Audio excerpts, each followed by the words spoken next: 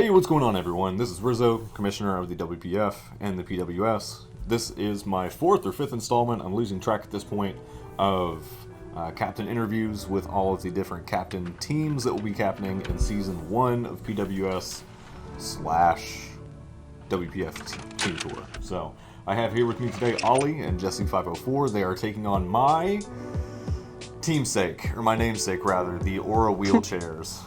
And go ahead and say hello, guys. Hello, I am Olli. If you're watching this, you probably know who I am. And I'm Jesse504. Same. If you're watching this, you probably know who I am. These guys are fairly known around the community. You know, you should know who they are. Pretty big names. So Big name. big names. Yeah, I got some real all-stars on the show today. Which, hey, speaking of, I gotta ask you guys, why are you using my team as opposed to your own? Well, we're Nothing's both wrong with really it. I'm just uncreative. curious. We were struggling to find names basically, and we asked for suggestions, and someone posted Aura Wheelchairs, and we really liked it. I genuinely didn't know that it was your old team name, so I was like, wait, that team name is fire. So I sent him the application, and then I go back on the Discord chat. I think it was Nathan who told me, and then he said, "Oh yeah, that's his old team name, by the way." I forget who made the logo there, but so WPF Season 3 Team Tour, when it was still inside the server anyway, that was my team that I captained with. Oh fuck, who was it? I don't even Wasn't remember. it solo captains in that? No, I want to say it was Stumbles. Stumbles, I think, was my co-cap.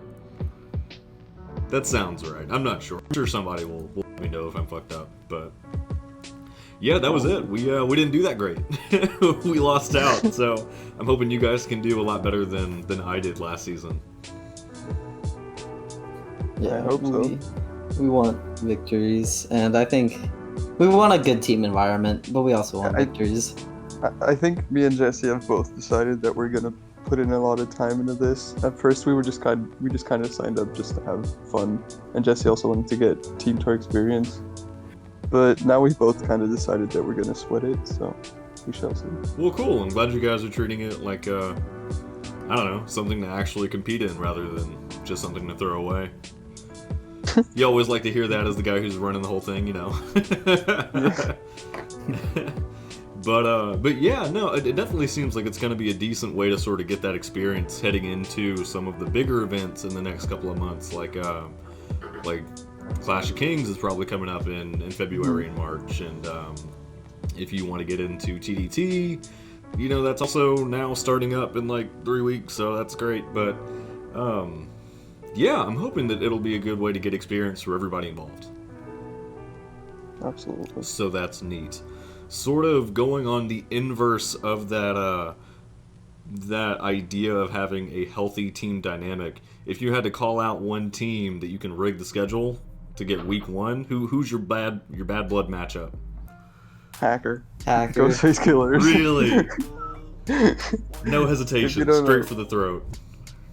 If you don't know, me and Jesse and Hacker, we hang out a lot in a friend server that's called the Goons, and we've been having a bit of shit talk back and forth. So. Oh yeah? Okay.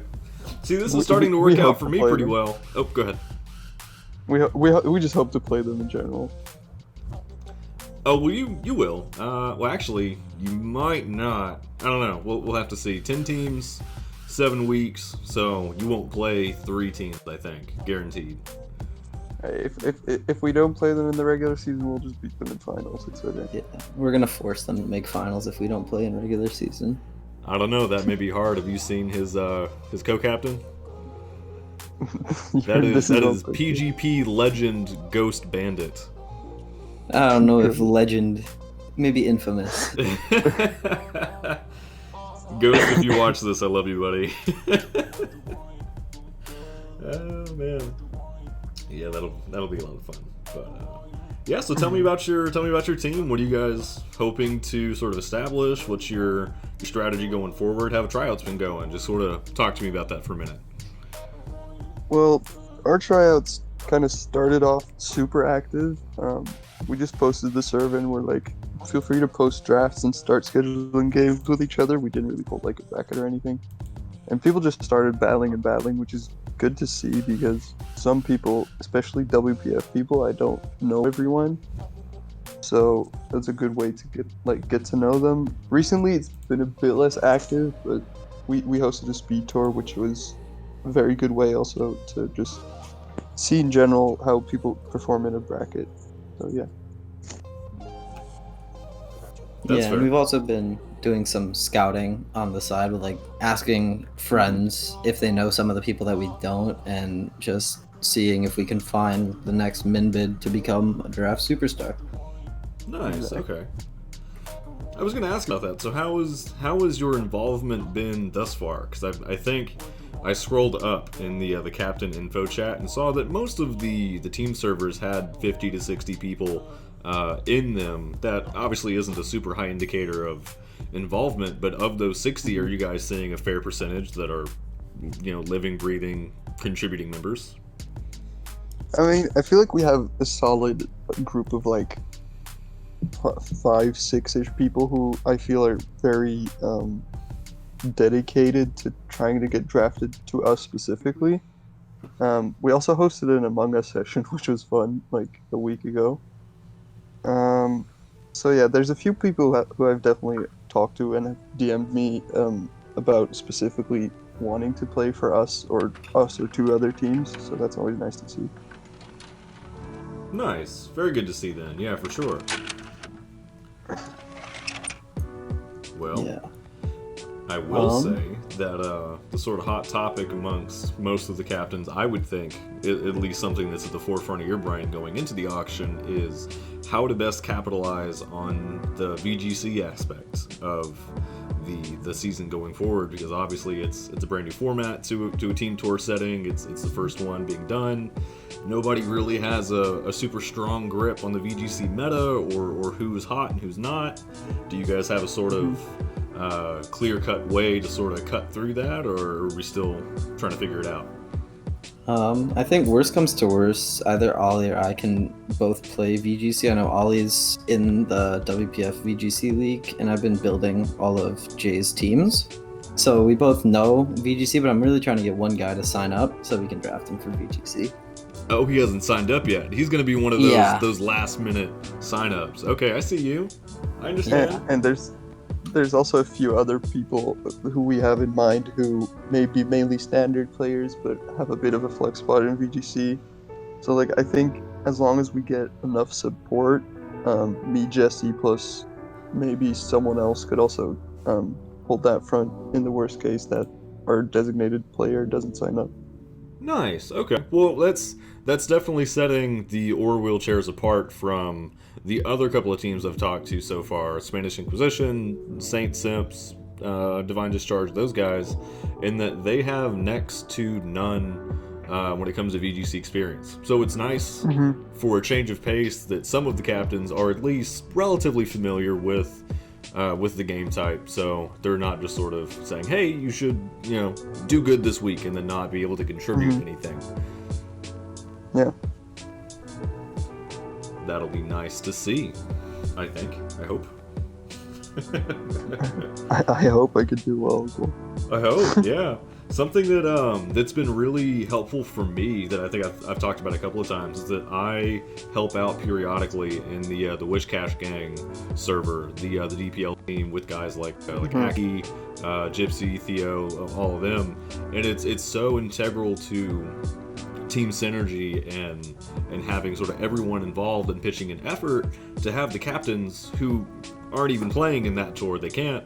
But they're still contributing to the 7 games that are getting played each week in a huge way. And I think that's incredibly important to overall team composition. Yeah. Speaking of that, I was captaining in KHDPL with Jeremy Arctic Weavall. Yeah. And before we signed up together, he already told me that he's not going to be super active because my guy's at Harvard and yeah, that's basically all of the story. He's at Harvard, so he doesn't have the most time for Mons. So basically, I was just the only captain for most of the season, which was rough, but it definitely brought down team activity in general, I think. Yeah. Just having two people who are constantly like talking and bouncing off ideas off each other, etc., is very integral to any team comp. Yeah, exactly right. Yeah, and I know some people also like getting a lot of mocks. Like, for example, Ollie and I are both in the Tanging server for DPL, and like a guy like Phil, you can see him getting like upwards of 30 mocks a week. Yep. And so if you don't have people to give those mocks, that's like even kind of important because people just don't like giving them a lot of the time. Yeah, Yeah, they're it's very definitely time something that's. consuming. Oh, go ahead. Go ahead. I mean, yeah, it's understandable if people don't like building multiple mocks for every person a week because it's very time consuming. But if people are willing to put in that time, it definitely, I think it reflects in results, absolutely. It definitely does, yeah. And I hope that you guys are thinking forward to post auction where you have this group of, call it 20 guys who are at least moderately active in your server. Maybe you only pick up 8 of them to round out your team, but the other 12 can still be of use to your team going forward. So that if you have that conversation with them and you say, "Hey guys, we couldn't get you this time around. We loved having you be a part of the team server. Stick around, help us, throughout the season, sort of get that experience under your belt to the guys, and maybe we look at you for mids if the opportunity arises, or whatever." But that's sort of snowballing. Like, all of your mocks and team support doesn't have to come from just that 8. Mm-hmm. Absolutely. So that's pretty sweet. Yeah, don't mind me. I just started drinking, so I'm loving this Pinot Noir here. Don't worry. It's drink o'clock, man. Just under 5. So cool. Me Well, and hey. Jesse are both underage, so. Oh yeah. Okay. Well, in that case, I mean, I'm I'm kids not category over here. it's fucking I'm not for grape where soda I then. live. I can legally drink wine and beer where I live, but not any other alcohol. Nice. Okay. Well, that's something at least. I hope you're not wasting that on like Bud Light or Corona. Please, for the love of God, Ollie. I do like Corona. No! No, man. It's Modelo time. You gotta I don't ask. think we have that over here. So. You gotta ask Noe and Acor about that. They'll tell you. We'll do it. Tell you all about it. But cool. Well, hey, if you guys had something to, if you could talk to your prospective candidates right now and tell them, hey, this is the last week of player apps. If you want to set yourself apart and distinguish yourself so that you are higher up on our radar when the auction comes around on Saturday, here's your rubric. What can you do over the next couple of weeks to sort of help you in that endeavor? What is something you would tell them? I mean, I think the most important thing now that we've seen a lot of tryouts already is just activity in general. Because, like, people can say they're active, but then end up not being at all. And people can say they're not active, but then end up being interested. So, like, the best way to just show that is just to, like, be active. What about you, Yeah. Jesse? If like some of the guys want to even send like a direct message, like those are really important to get to know people, especially like prior to the auction, getting to know guys and even just seeing that they were willing to spend some time and message us and show that they're committed. That's really important for me. Absolutely. Yeah, actually, I will sort of caveat off that last bit you said there, Jesse, because you're absolutely right. One of the things that I think players in the player pool, or candidates rather, will get misconstrued is they will think that they are being overzealous, or maybe they're bugging the captains if they say, hey, well, I want to send them a separate DM rather than just what I'm saying or communicating in the team server. That's not necessarily a bad thing if you're respectful and you're mature with it and you don't spam the captains. A sincere message where you sort of appeal to them and try to plead your case, more often than not, I found that to be a positive thing because it shows initiative. It shows that you want to be there. Absolutely. And to sort of stand up over your peers. because it's even if you're super active in chat, it may not always come across to the best of your disposition if you are as active as they are. So that's just another way that you can sort of segment yourself from your peers if you want. So I'm glad that Jesse and Ollie are sort of open to that line of communication. I hope you're listening, player pool. Slide into our DMs. And even if you think that we already know you, we might not. And especially if you think that maybe you're on our radar, if you want to just like cement yourself as someone on our radar and just be in our plans, DMing us is the best way to do that. That's it. You may take yourself from a 3K possible min bid to like actually getting some money spent on you. And everybody loves to brag about, oh, I was a 15K spend in Clash of Kings, or I was a 20K whatever in DPL. You know what I mean? See Greg and them about it. They'll love to tell you their stories. But that's it. Yeah. You guys get anything else to say? Not really. All right, cool. Anything else? All right, dudes. Well, I think that about wraps up our fourth or fifth interview. I still am lost on the number here, but that's it. So hope to see you guys bright and early on auction day. I think it's at 3 o'clock in the afternoon now. So we'll sign off there. So have a good night. Thanks for joining me. Thank you. Thank you. Bye.